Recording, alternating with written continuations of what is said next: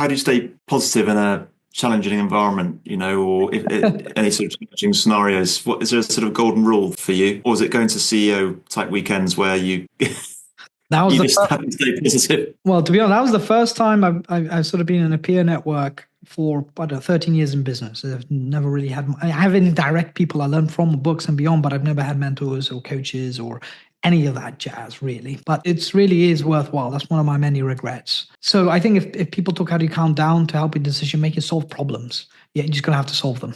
And then you'll be better. So as opposed to procrastinating and dwelling on your own mental health as a business owner, you have to just either solve it or you give up and get a job. So I think that's what you have to do to kind of dwell in it, to feel contentment in your business, is you just have to iterate and solve problems where you can rather than procrastinate and let it dwell, because that's where things become not so calm or it become more stressful. So that's kind of my approach, to be honest.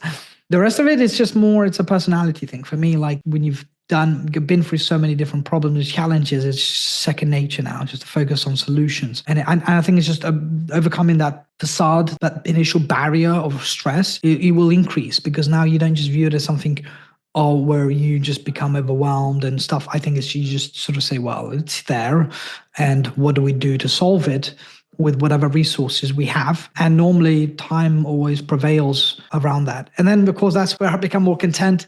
And overall, that's how I sustain it.